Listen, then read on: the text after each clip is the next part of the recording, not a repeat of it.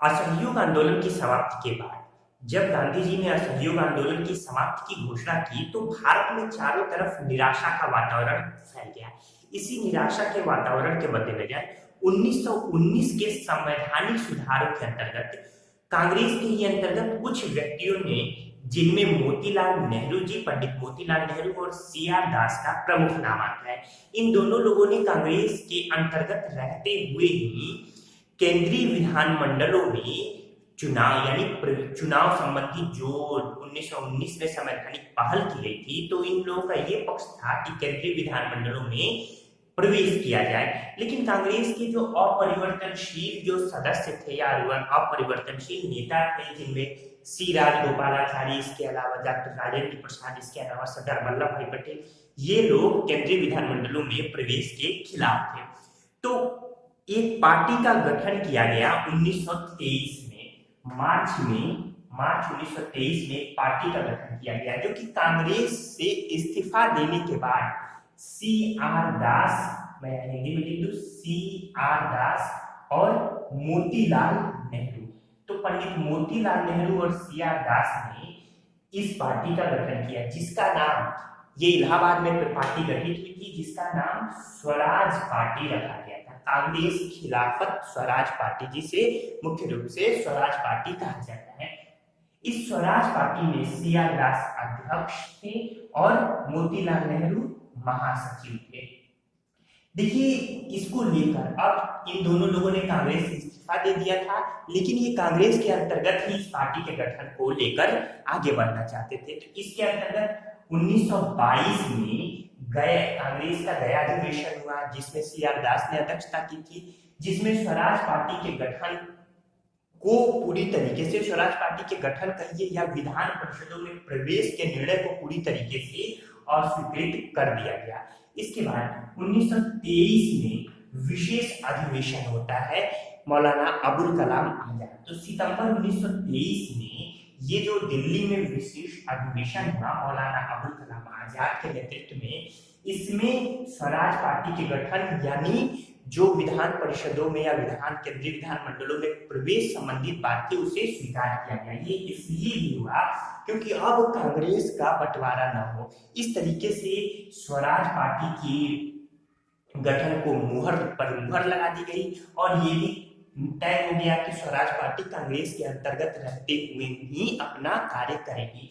इसके बाद 1923 में जो मुख्य अधिवेशन होता है काकीनाडा में, काकीनाडा जो कि आंध्र प्रदेश में वर्तमान है, तो काकीनाडा के विशेष अधिवेशन में 1923 के जो विशेष अधिवेशन हुआ था, ये 1923 का जो विशेष अधिवेशन हुआ था, इस अधिवेशन में जो मुहर लगी थी परिषदों में प्रवेश संबंधी, उस पर 1923 के जो दिसंबर में काकीनाडा में अधिवेशन हुआ, उस पर पूरी तरीके से मुहर लगा दी गई। मोहम्मद अली इसके अध्यक्ष थे काकीनाडा अधिवेशन के। इसी समय मोहम्मद अली गांधी जी को खुदा का भेजा हुआ महान इंसान कहा था। प्रश्न पूछा जाता है कि खुदा का भेजा हुआ महान इंसान किसे कहा गया, तो गांधी जी को कहा गया। किसने कहा? मोहम्मद अली ने 1923 के काकीनाडा अधिवेशन में। तो इस तरीके से ये स्वराज पार्टी का गठन हुआ।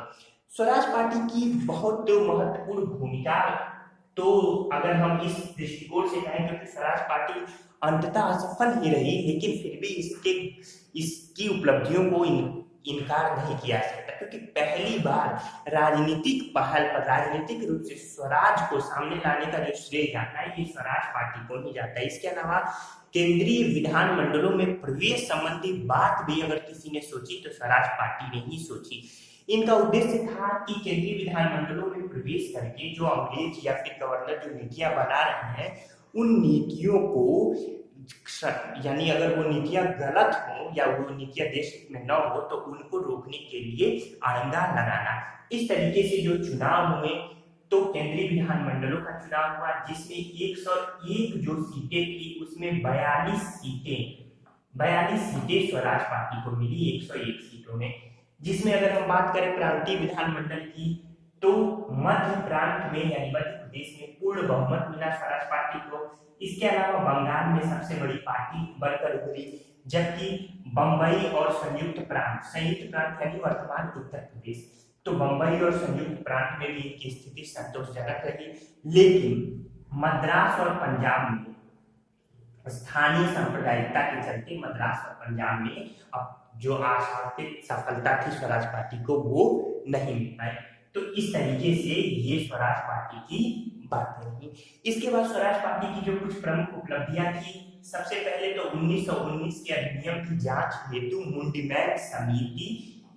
मुंडीमैन समिति तो इसकी नियुक्ति करने में इन्होंने सहयोग किया। यानी इन्हीं की मांग पर, स्वराज पार्टियों की मांग पर 1919 के अधिनियम की जांच करने के लिए मुंडीमैन समिति का ये गठन किया गया था। इसके पास बाद से जो कपास पर लगने वाला कर था उसे भी हटाया गया, नमक कानून में भी थोड़ी परिवर्तन किए गए।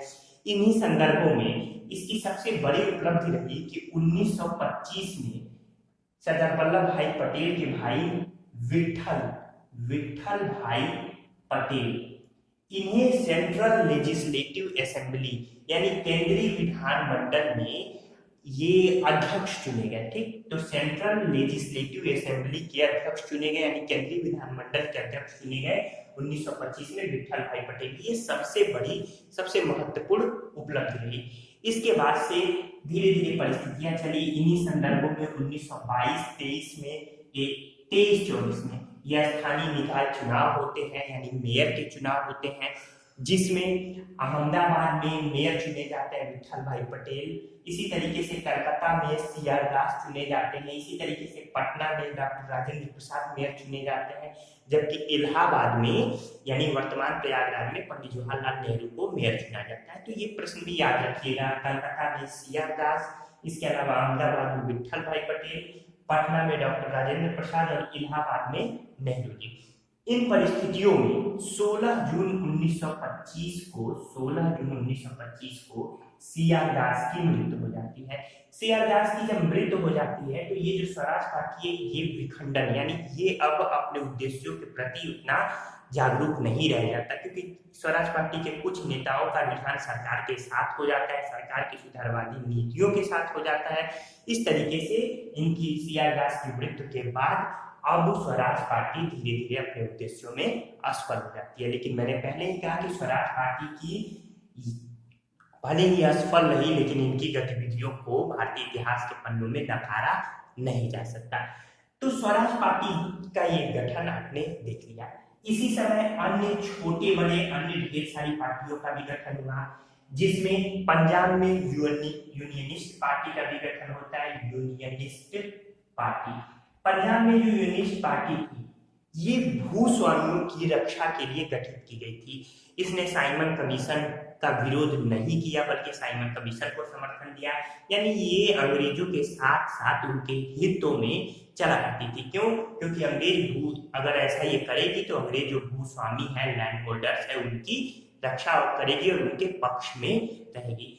इसी तरीके से यूनियनिस्ट पार्टी के बाद कुछ मैं महत्वपूर्ण आंदोलन और सत्याग्रह बता दूं जो कि 1919 से लेकर 1924-25 के बीच में हुए थे, जिसमें गुरु का बाग सत्याग्रह। ये गुरु का बाग सत्याग्रह अमृतसर में ये अमृतसर में हुआ था 1922-23 में। पंजाब के अमृतसर में गुरु का बाग सत्याग्रह हुआ।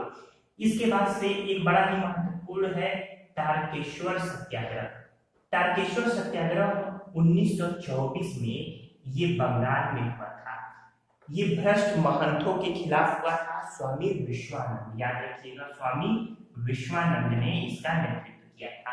तो तारकेश्वर सत्याग्रह पूछा जाता है भ्रष्ट महंतों के खिलाफ। इन्हीं संदर्भों में वायकोम सत्याग्रह भी महत्वपूर्ण है।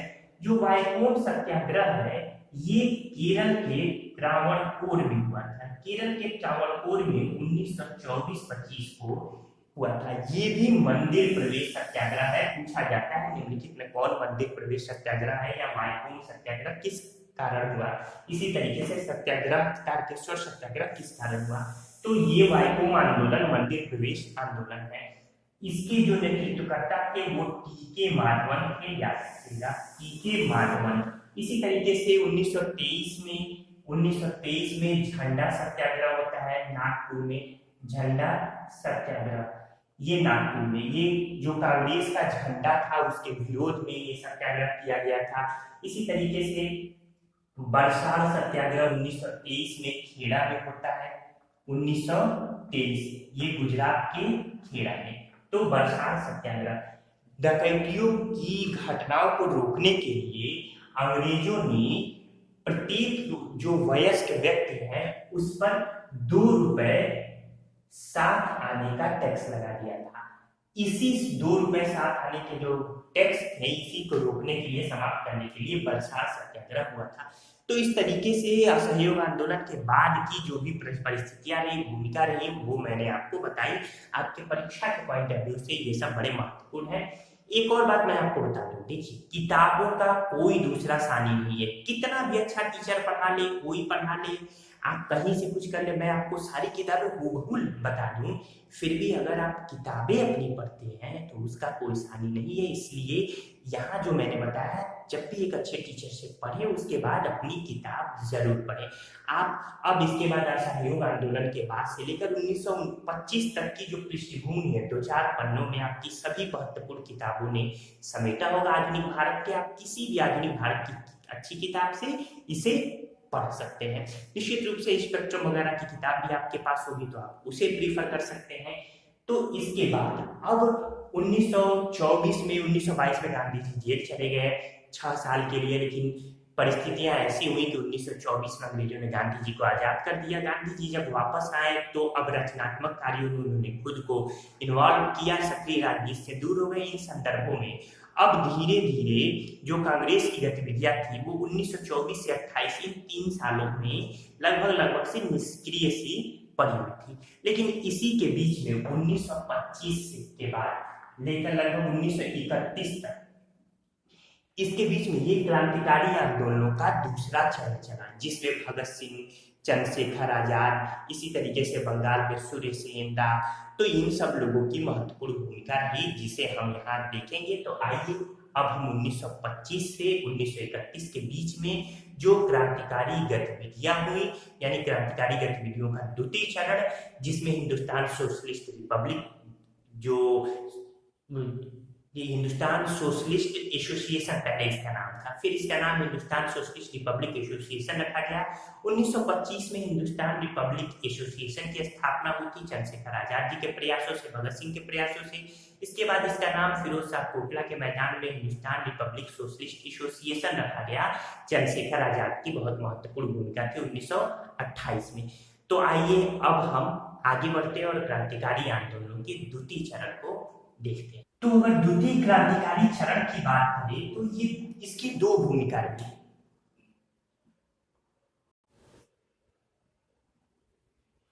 एक जो भूमिका इसकी रही ये उत्तर भारत में है, द्वितीय क्रांतिकारी उत्तर भारत में, और एक बंगाल में। तो ये जो द्वितीय क्रांतिकारी चरण है, जिसमें उत्तर भारत में सबसे पहला जो संगठन हिंदुस्तान रिपब्लिक एसोसिएशन का नाम आता है, HRA, हिंदुस्तान रिपब्लिक एसोसिएशन, जिसका गठन अक्टूबर 1924 में कानपुर में किया गया था। मुख्य रूप से इसकी भूमिका सचिंद्र सान्याल के नेतृत्व में। सचिंद्र सान्याल, बड़ा महत्वपूर्ण क्वेश्चन पूछा जाता है कि बंदी जीवन किसकी रचना है, तो बंदी जीवन ये किसकी पुस्तक है, सचिंद्र सान्याल। ये नोट डाउन कर लीजिएगा, महत्वपूर्ण है।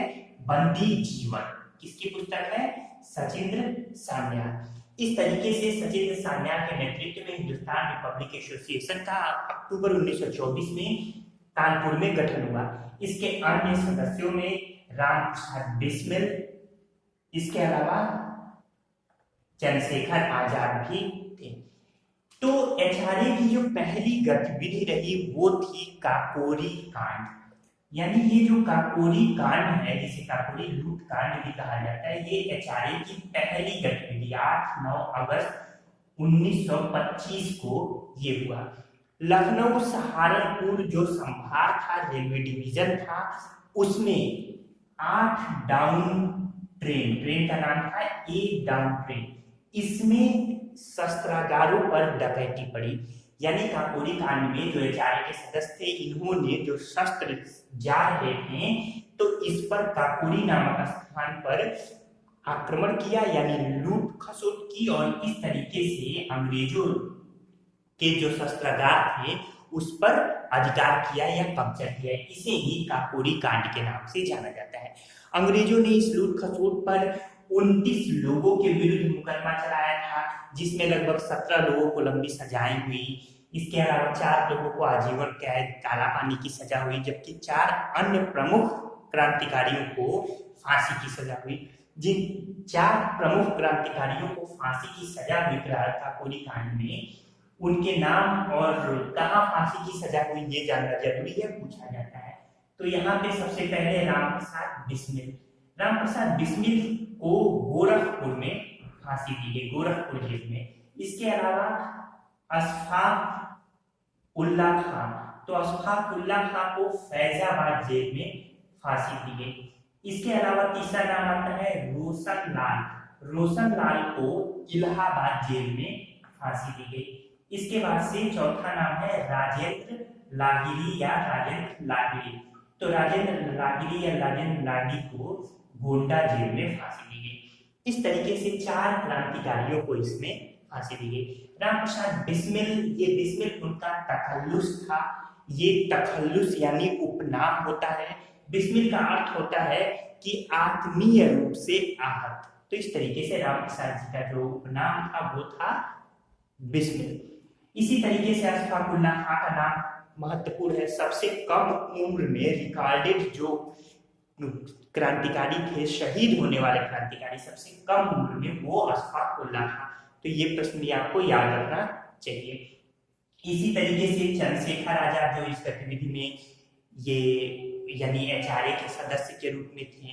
इसके अलावा राजेंद्र लाहिड़ी जो कि गोंडा में फांसी दी गई। इन लोगों के अलावा सचिंद्रनाथ सान्याल को भी काला पानी की सजा हुई। चंद्रशेखर आजाद इससे भाग गए, यानी उन्होंने वो फरार हो गए अंग्रेजों के चंगुल से।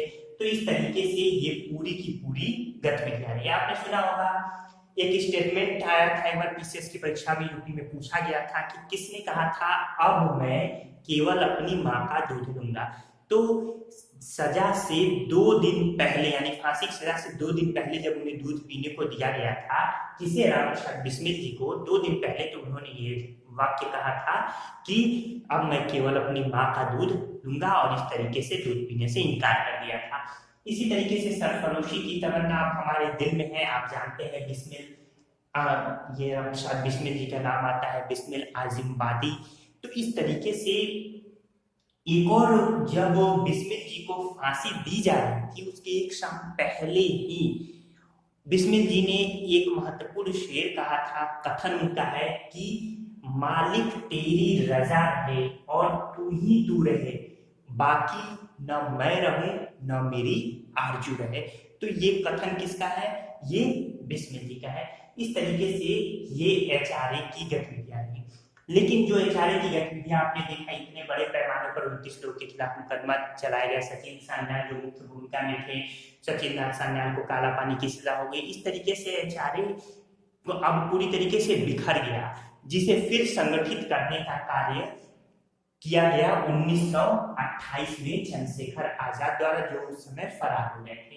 इस तरीके से नाम बदलकर हिंदुस्तान सोशलिस्ट रिपब्लिक एसोसिएशन रखा गया, जिसका गठन सितंबर 1928 में फिरोज शाह कोटला, दिल्ली के फिरोज शाह कोटला मैदान में हुआ। भगत सिंह, इसके अलावा भगवती चरण बोहरा, बड़ा महत्वपूर्ण है ये भगवती चरण बोहरा, याद रखिए भगवती चरण बोहरा। इनकी एक पुस्तक है philosophy of bomb, philosophy of bomb यानी बम का दर्शन। तो ये भगवती चरण बोहरा, इसके अलावा विजय कुमार सिन्हा, फिर शिव वर्मा, सुखदेव, ये सभी इसके संस्थापक सदस्यों में हैं एचएसआरए, यानी हिंदुस्तान सोशलिस्ट रिपब्लिक एसोसिएशन, जिसका गठन सितंबर 1928 में दिल्ली में फिरोज शाह कोटला में हुआ। एचएसआरए की 3 महत्वपूर्ण गतिविधियां रही। पहला सैंडर्स हत्याकांड, दूसरा असेंबली बम कांड, और तीसरा लाहौर षड्यंत्र केस। तीनों के बारे में हम लोग एक करके देखते हैं। सबसे पहले सैंडर्स हत्याकांड। तो ये सैंडर्स हत्याकांड जो कि 17 अक्टूबर 1928 को लाहौर में हुआ था। दरअसल आप जानते हैं कि स्कॉट, आपने नाम सुना होगा, ये एक पुलिस अधीक्षक थे लाहौर के। इन्हीं की चोट, लाठियों की चोट से लाला लाजपत राय जी की मृत्यु हो गई थी। तो लाला लाजपत राय जो कि साइमन कमीशन के विरोध में खड़े थे, लोग अपना नेतृत्व कर रहे थे, तो इनके चोट, स्कॉट जो पुलिस अधीक्षक थे, इनकी लाठियों की चोट से लाला लाजपत राय जी की मृत्यु हो गई। इसके बाद से स्कॉट के हत्या की योजना बनाई थी, लेकिन धोखे से स्कॉट की जगह सैंडर्स, जो कि सहायक पुलिस अधीक्षक थे, सैंडर्स की हत्या हो गई। इसे ही सैंडर्स की हत्या लाहौर में हुई थी, तो इसे ही सैंडर्स हत्याकांड के नाम से जाना जाता है। तो ये पहली गतिविधि रही। चंद्रशेखर आजाद, फिर भगत सिंह, इसके अलावा राजगुरु, सुखदेव, इन 4 लोगों की प्रमुख भूमिका, अन्य लोग भी थे लेकिन इन 4 लोगों की प्रमुख भूमिका रही सैंडर्स हत्याकांड में। सैंडर्स हत्याकांड के बाद से अगला जो महत्वपूर्ण जो HSRE का कांड रहा वो रहा कि असेंबली बम कांड, यानी केंद्रीय विधानमंडल में बम। तो केंद्रीय विधानमंडल में बम 2 लोगों ने फेंका था, महत्वपूर्ण है, याद रखिएगा, भगत सिंह और बटुकेश्वर दत्त। याद रहेगा कौन कौन? भगत सिंह और बटुकेश्वर दत्त। तो भगत सिंह और बटुकेश्वर दत्त दरअसल कुछ बिल पारित हो रहे थे, ट्रेड डिस्प्यूटेड बिल, व्यापार का जो विवादित बिल था, इसके अलावा पब्लिक सेफ्टी बिल। ये बिल बड़े ही बर्बर होने वाले थे, जिसका अंदेशा भी था क्रांतिकारियों को, इसलिए ये अंग्रेजों से उस बिल की वापसी की बात कर रहे थे, लेकिन अंग्रेज इस पर कुछ सुन नहीं रहे थे। तो इसलिए जो सत्ता थी उसके कानों तक, बहरों के कानों तक आवाज पहुंचाने के लिए भगत सिंह और बटुकेश्वर दत्त ने केंद्रीय विधानसभा में, जब सभा चल रही थी उस समय बम कांड किया, यानी बम फेंका। उद्देश्य किसी को हताहत करना नहीं था, महज अंग्रेज यानी बहरों को आवाज सुनाना था। लेकिन इस पर बटुकेश्वर दत्त और भगत सिंह पर मुकदमा चलाया गया। इन दोनों लोगों को ताउम्र कैद की सजा भी मिली। लेकिन इसके बाद की गतिविधियों को भी हम यहाँ देख लेते हैं। इसके बाद से शुरू होता है लाहौर षड्यंत्र केस। तो लाहौर षड्यंत्र केस, ये जो सैंडर्स हत्याकांड हुआ और असेंबली बम कांड हुआ, इन दोनों को सम्मिलित रूप से मिलाकर लाहौर षड्यंत्र केस चलाया गया, जिसके तहत भगत सिंह, सुखदेव और राजगुरु को 23 मार्च 1931 को फांसी दे दी गई। ये प्रश्न आप जानते हैं, महत्वपूर्ण भी है। जिस जज ने फांसी दी थी उसका नाम GC हिल्टन था। क्या? जिस जज ने फांसी दी थी भगत सिंह, सुखदेव और राजगुरु को, उसका नाम क्या था? हिल्टन। इस तरीके से बटुकेश्वर दत्त जो थे, इनको पहले ही काला पानी की सजा मिल चुकी थी, ये मैंने आपको बताया, और भगत सिंह की काला पानी की सजा और फांसी की सजा में बदल गई। इसके ठीक पहले यानी 27 फरवरी 1931 को अंग्रेजों द्वारा मुठभेड़ में अल्बर्ट, इलाहाबाद के अल्बर्ट पार्क में चंद्रशेखर आजाद जी ने खुद को गोली मार दी थी और वो शहीद हो गए। इस तरीके से HSRA की जो गतिविधियां थी वो पूरी तरीके से समाप्त सी हो गई। ये नेहरू जी ने एक स्टेटमेंट दिया था बम खंड पर कि यह बम देशवासियों का ध्यान आकर्षित करने के लिए एक बहुत बड़ा धमाका है। याद रहेगा? तो ये स्टेटमेंट किसने दिया था? ये पंडित जवाहरलाल नेहरू ने दिया था। तो इस तरीके से ये मैंने पहले ही बताया कि जो असहयोग आंदोलन की वापसी हुई थी उससे जो युवा नेता थे, जो क्रांतिकारी थे, उनमें सबसे ज्यादा अशांति की लहर दौड़ी थी। इसी का परिणाम ये क्रांतिकारी गतिविधियां रही। यहाँ कुछ और पॉइंट बता देना जरूरी है। मैं आपको काकोरी कांड पर ले चलता हूँ। काकोरी कांड की कुछ और बातें कि काकोरी कांड के अभियुक्तों के बचाव में एक समिति गठित की गई थी, जिसके अध्यक्ष कौन थे?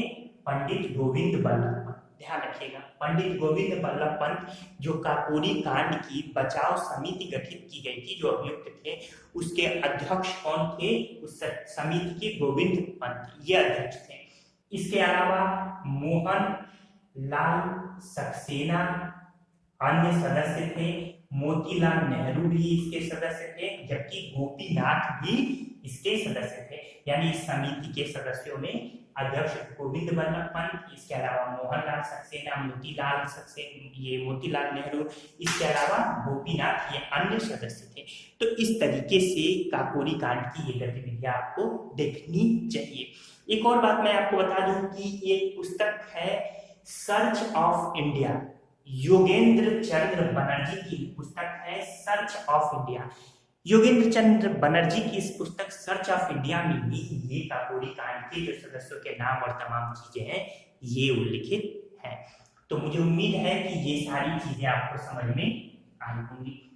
यहाँ आपको बता देना जरूरी है कि चंद्रशेखर आजाद जी की मृत्यु के बाद HSRA की गतिविधियों का संचालन यशपाल को दिया गया, लेकिन 1932 में 14 साल की सजा मिल गई यशपाल जी को। पुनः 1938 में जब कांग्रेस की सरकार बनी थी तो आजाद उत्तर प्रदेश के पहले मुख्यमंत्री गोविंद बल्लभ पंत जी ने यशपाल जी को जेल से आजाद कर दिया था।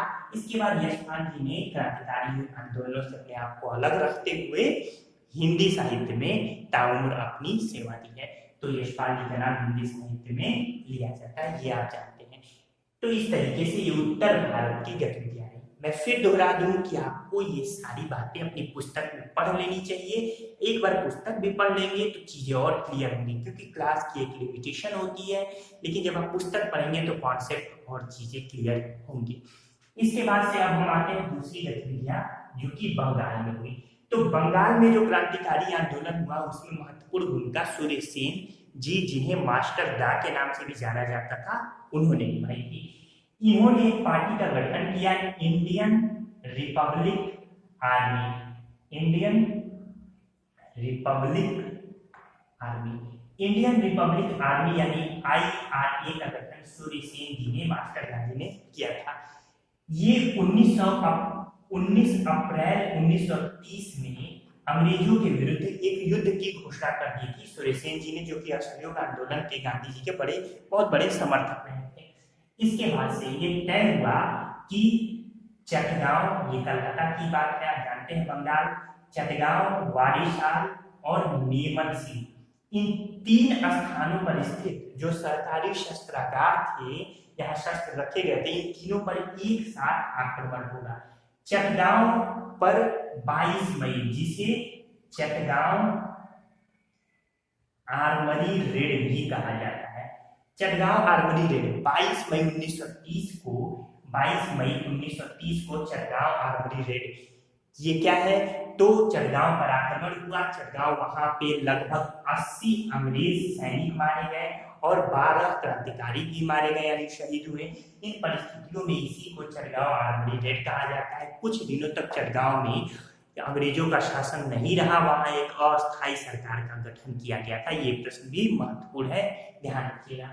इसके बाद से अगर हम बात करें तो 16 फरवरी 1933 को सूर्य सेन जी को गिरफ्तार कर लिया गया और 12 जनवरी 1934 को मेदिनीपुर जेल में इन्हें यानी सूर्य सेन जी को फांसी दे दी गई। इस तरीके से बंगाल में जो क्रांतिकारी आंदोलन था धीरे धीरे वो भी समाप्त हो गया।